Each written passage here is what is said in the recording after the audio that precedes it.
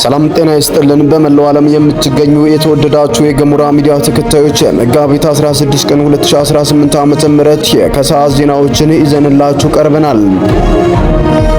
አፋብን በደብረ ማርቆስ በመራዊ በወረይሉና በወለጋ ግንባሮች ከፍተኛ ድል ያደረገባቸውን ውጊያና ኦፕሬሽን አካሂዷል።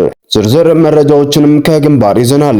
ትብብር ለኢትዮጵያ አንድነት ወቅታዊ የምርጫ ሂደትን አስመልክቶ በሰጠው መግለጫ የአማራ ፋኖ ብሔራዊ ንቅናቄ ውሳኔን እንደሚያከብር ጠቁሟል። ፋኖም ምላሽም ሰጥቷል። አብን ምርጫ የሚወዳደረው በአማራ ክልል ሳይሆን በኦሮሚያ ክልል ነው ተብሏል። የብልጽግናው አገዛዝ ሰፊውን የአፍሪካ ቀንድ ቀጠና በጦርነት ለማመስ ኃላፊነት የጎደለው አካሄድ እየሄደ ነው ስትልም ኤርትራም ከሳለችም። ዶናልድ ትራምፕ ባለ 15 ነጥብ የተኩስ አቁም እቅድ ወደ ኢራን ስትልክ ኢራን በበኩሏ ዘላቂ ድርድር እንጂ ጊዜያዊ የተኩስ አቁም እንደማትፈልግም ገልጻለችም። ውድ አድማጭ ተመልካቾቻችን አብራችሁ ልትቆዩ ከፈቀዳችሁ እነኝና መሰል መረጃዎችን በዝርዝር የምናሰማችሁ ይሆናል። የገሞራ ሚዲያ ወቅታዊና ሀቀኛ መረጃዎች እንዲደርሷችሁ ቻናሉን ሰብስክራይብ፣ ላይክ፣ ሼር በማድረግ አሁኑኑ ቤተሰብ ይሁኑ። አፋብን በደብረ ማርቆስ በመራዊ በወረይሉና በወለጋ ግንባሮች ከፍተኛ ድል ያደረገባቸውን ውጊያና ኦፕሬሽኖችን አካሄደም። የአማራ ፋኖ ብሔራዊ ንቅናቄ ምዕራብ አማራ ቀጠና ቴዎድሮስ በጎጃም ምድር መራዊ፣ አዴትና ደብረ ማርቆስ ግንባሮች ልዩ ኦፕሬሽን ፈጽመው የብልጽግናን ሰራዊትም ደምስሷል። ቴዎድሮስ 102ኛ ኮር 11ኛ ክፍለ ጦር መራዊ ከተማና አዴት ከተማ ውስጥ ዘልቆ በመግባት ህዝብን ሲያስቸግሩ የነበሩ ባንዳዎች ላይ እርምጃ መውሰዱን እዙም አስታውቋል። የኮሩ አዳኞች ሜጫ መራዊ መሃል ከተማ ዘልቀው በመግባት ወንዶሰን መልካሙ የተባለው ዋና የብልጽግና ምንሻን ጨምሮ 5 ባንዳ ምንሻዎችን ደምስሶ 3ቱን አቁስለው ሞተዋል። በተመሳሳይም የልማና ደንሳ ወረዳ ሰላምና ደህንነት የነበረንና የአሁን መንገድና ትራንስፖርት ተሿሚ መልካሙን የተባለ የብልጽግና ሰው በአዴትም እርምጃም ተወስዶበታል። በተመሳሳይ ፋኖን ፊት ለፊት መግጠም የተሳናቸው የስርዓቱ አገልጋዮች ምንሻዎች 2 ንጹሃን አርሶ አደሮችን ከቤት በማውጣትም አረሽነዋል። 64ኛ ክፍለ ጦር መጋቢት 12 ቀን 2018 ዓ.ም በነመይ ወረዳ የርዕሰ ሀገረ ሕይወት ቀበሌ ጨቁር አስፋልት ላይ በወሰደው የደፈጣ ጥቃት ጉዳት የደረሰበት ያገዛዙ ወዳደር መንገድ መሪ ሚኒሻ ንጹሃንንም በግፍም ረሽኗል። እንዲሁም በደብረ ማርቆስ ከተማ በተለያዩ ቦታዎች ላይ በተፈጸሙ የቦምብ ጥቃት በተሽከርካሪ ሲንቀሳቀሱ የነበሩ 9 አድማ በታኝ አባላት ሙትና ቁስለኛም ተደርገዋል።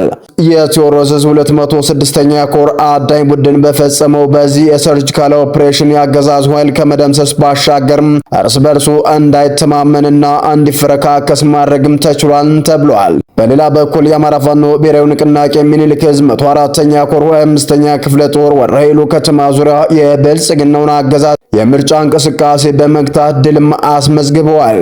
አገዛዙ ብልጽግና እድሜውን ለማራዘም ያሰበው ምርጫ ፋኖ ምክንያታዊና ፍትሃዊ የሆነ ትግል እንደሚያደርግበት የገለጸ ሲሆን የሚኒልክ ዕዝ አህዶች የጠነከረ ተጋድሎች እያደረጉም ይገኛሉ።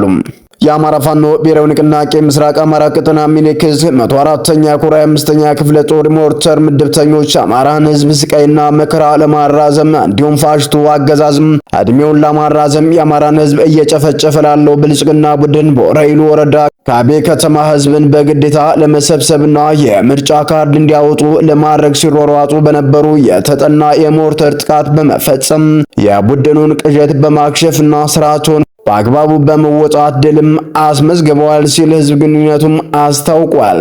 በህዝቡ ላይ እየተፈጸመ ያለው የዘር ማጥፋት ጭፍጨፋን ለመከላከል ተፈጥሯዊ መብቱን ተጠቅሞ የተደራጀው የአማራ ፋኖ በወለጋ ህዝብ ባደረገው ውጊያ በርካታ ያገዛዙ ወታደሮችን በመደምሰስ 1 ዲሽቃ መሳሪያን ጨምሮ 5 ብሬንና ስናይፐር ማርኮም ታጥቋል።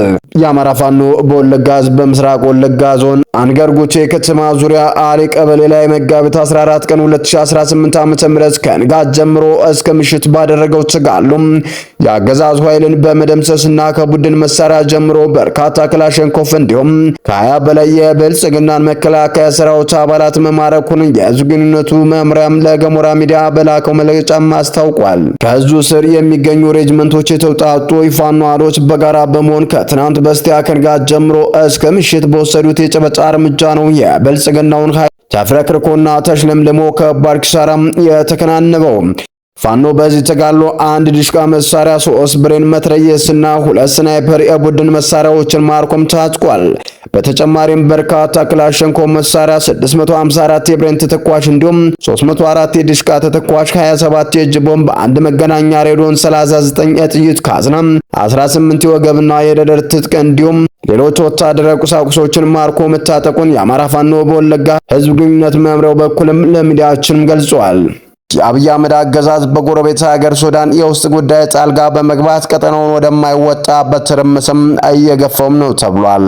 የሱዳን መንግስት ከፍተኛ ባለስልጣናት ትናንት በሰጡት መግለጫ ኢትዮጵያ ለፈጥኖ ደራሽ ኃይሎችና ለሱዳን ህዝብ ነጻ አውጪ ንቅናቄ ኃይሎች ወታደራዊ ድጋፍ እያደረገች መሆኑንም በይፋም ከሰዋል። ሱዳን ትሪምፕን የሱዳን መንግስት ባለስልጣናትን ጠቅሶ እንደዘገበው የአሁኑ የአዲስ አበባ አገዛዝ እነዚህ አማጺ ቡድኖች በኢትዮጵያ ግዛት በኩል በነጻነት እንዲንቀሳቀሱና በስትራቴጂካዊ የድንበር ከተማ ኩርሙክ ላይ ጥቃት እንዲሰነዝሩ ሁኔታዎችን አመቻችቷልም ብሏል። የሱዳን የደህንነት ምንጮች እንደገለጹት ከሆነ የጦር ተሽከርካሪዎች ከኢትዮጵያ አሶሳ ተነስተው ጥቃቱን ከመሰንዘራቸው በፊት ወደ ድንበር አካባቢዎች በግልጽ ሲጓዙ እንደነበርም ተረጋግጧል። የደርጌታ አገዛዙ በጎረቤት ሀገር ሉዓላዊነት ላይ የከፈተው ግልጽ ወታደራዊ ትንኮሳ ተደርጎም ተወስዷል። ሮይተርስ በህዳር 2018 ዓ.ም ባወጣው ዘገባ አገዛዙ በቤኒሻንጉል ጉሙዝ ክልል ውስጥ ከፈጥኖ ደራሽ ኃይሎች ጋር ግንኙነት ላላቸው ታጣቂዎች ልዩ የስልጠና ካምፕ እያዘጋጀ መሆኑን የሳተላይት ምስሎችን ዋቢ በማድረግም አጋልጾም ነበር። የስልጠና ካምፕ አዳዲስ ታጣቂዎችን ለመመልመልና ለሱዳን ጦርነት ግብዓት የሚሆኑ ኃይሎችን ለማደራጀት የዋለም መሆኑንም በዲፕሎማሲያዊና በደህንነት ምንጮች በኩልም እየተረጋገጠም ይገኛል። አገዛዙ ለነዚህ ከባድ ክሶች እስካሁን ይፋዊ ምላሽ ለመስጠት ያልደፈረ ሲሆን በሱዳን ብሉ ናይል አካባቢ ለሚደረገው ደም አፍሳሽ ውጊያ ዋነኛ ተባባሪ መሆኑንም በዓለም አቀፍ መድረክም እየተነገረም ነው። ካርቱም በምስራቅ ሱዳን አዲስ የጦር ግንባር ያዘጋጀች ያለችው አገዛዙ ለሽብር ቡድኑ የስልጠና ካምፕ እንዲመሰርቱ ፈቅዷል የሚል እንደሆነም አልጀዚራ በአረበኛው በሰፊውም ዘግቧል። ይህ በእንዲህ እንዳለ በኩርሙክ ዙሪያ ውጊያው በከፍተኛ ደረጃ ጠንክሮ የቀጠለ ሲሆን የሱዳን ጦር 4ኛ እግረኛ ጦር በአገዛዙ የሚደገፉትን አማጽያን የውጭ ወረራ ሲልም ጠርቷቸዋል።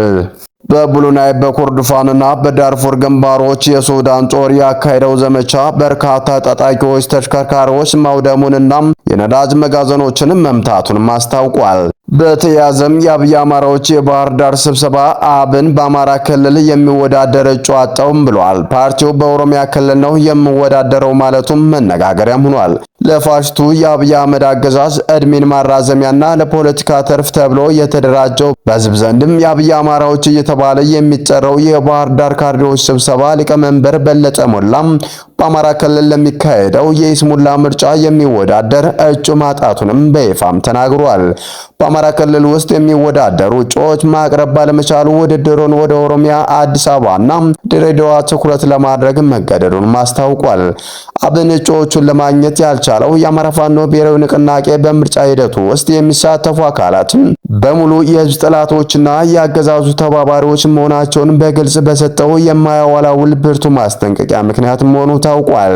ይህ የአማራ ፋኖ ብሔራዊ ንቅናቄ ጽኑ አቋም በአማራ ምድር የፋኖ ቃል የህዝብ ቃል መሆኑንም ለዓለም ያሳየ ሲሆን አገዛዙ በህዝብ ስም የፈጠራቸው ተላላኪ ካድሬዎች በህዝቡ ዘንድ ምን ያክል የተናቁና ቅቡልነት የሌላቸው መሆኑንም በግልጽ ማሳይቷል። አብን ለአብይ አህመድ የፖለቲካ ቲያትር ሲያገለግል የነበረ ቢሆንም አሁን ግን የፋኖን ክንድና የህዝቡን ፍጹም ጥላቻ መቋቋም አቅቶት ከአማራ ክልል ምርጫ በውርደትም ለመሸሽም ተገዷል። የብርሃኑ ጁላ ሰራዊት በምድር በከፍተኛ ሜካናይዝድ ድጋፍና በአየር ኃይል በድሮና በጀት ታግዞ ፋኖን መዋጋት የለመደና ከዛ ውጭ ከመደምሰስና ከመማረክ ውጭ አማራጭ እንደሌለው የሚታወቅ ሲሆን በዛሬው ወልዲያ መርሳ ዙሪያ አውደ ውጊያም ከፍተኛ ዳመናና ጉም በመሆኑ የተደረገበትን መልሶ ማጥቃትም መቋቋም አቅቶት ተመልሶ ወደ ምሽጉም ገብቷል። በተመሳሳይ መረጃም 64ኛ ክፍለ ጦር አንድ ስናይፐርን ጨምሮ 11 ክላሽንኮቭ መሳሪያ በመማረክ የተሰጠውን ግዳጅ በብቃት መወጣቱን አስታወቀ። በአማራ ፋኖ ብሔራዊ ንቅናቄ ምዕራብ አማራ ቀጠና ቴዎድሮስ 201ኛ ኮር 64ኛ ክፍለ ጦር በጃዊ ግንባር የጠላትን አከርካሪ በመስበር የተሰጠውን ግዳጅ በብቃት መወጣቱን ክፍለ ጦሩ በዝግጁነት ክፍሉ በኩል ለሚዲያችን በላከው መረጃም አስታውቋል። በምዕራብ አማራ ጃዊ ቀጠና ድርጅቱ የሰጠውን ተልዕኮ በልዩ ብቃትና ጀግንነት የፈጸመ ሲሆን 64ኛ ክፍለ ጦር የጠላትን አከርካሪ በመስበር አንጸባራቂ ድልም ተቀዳጅቷል። በግዳጁ በ206 በ105 እና 201ኛ ኮሮች ስር ከሚገኙ ክፍለ ጦሮች ጋር በመቀናጀት መብረቃዊ ጥቃት የፈጸሙ 64ኛ ክፍለ ጦር አንድ ስናይፐርን ጨምሮ 11 ክላሽንኮቭ መሳሪያ ከጠላት ማርኮም ታጭቋል። በተጨማሪም 6 የእጅ ቦምብ፣ 7 ካዝና፣ 1000 የክላሽ ተተኳሽ፣ 1 የሬዲዮ መገናኛና ሌሎች ወታደራዊ ቁሳቁሶችን ማርኮ መታጠቁንም ክፍለ ጦሩ በዝግጁነት ክፍሉ በኩል በላከው መረጃም አስታውቋል። በተያያዘ መረጃም ወደ ውጭ ዜናዎች እናመራለን። ጦርነቱን እቀላቀላለሁ ኪም ጆንግ ኡን አንድም የሰሜን ኮሪያ ዜጋ ቢነካ ጦርነቱን እቀላቀላለሁ ሲሉም የኪም ጆንግ ኡን የዓለም ፖለቲካ እጅግ አስደንጋጭ በሆነ መልኩ የለወጠ መግለጫ ከሰሜን ኮሪያ ተሰምቷል። የሀገሪቱ መሪ ኪም ጆንግ ኡን በመካከለኛው ምስራቅ የተካሄደ ባለው ጦርነት ጣልቃ ለመግባት የሚያስችል እጅግ አደገኛና ጠንከር ያለ ማስጠንቀቂያም ሰጥተዋል። መሪው በይፋዊ መግለጫቸው እንዳስታወቁት በኢራን ምድር የሚገኙ የሰሜን ኮሪያ ዜጎች ደህንነት ላይ ምንም አይነት ድርድር እንደማያደርጉና አንድም የሀገሬ ዜጋ ላይ ጉዳት ከደረሰ ሰሜን ኮሪያ ያለምንም ማመንታትና ቅድመ ሁኔታ ወደ ጦርነቱ ትገባለች ሲሉም ዓለምን ያስደነገጠ ዛቻም ሰንዝረዋል። የኪም ጆንግ ኡን ንግግር በቀጠናው ያለውን ውጥረት ወደ ሶስተኛው የዓለም ጦርነት ሊቀይረው ይችላል የሚል ከፍተኛ ስጋት በዓለም አቀፉ ማህበረሰብ ዘንድም ተፈጥሯል።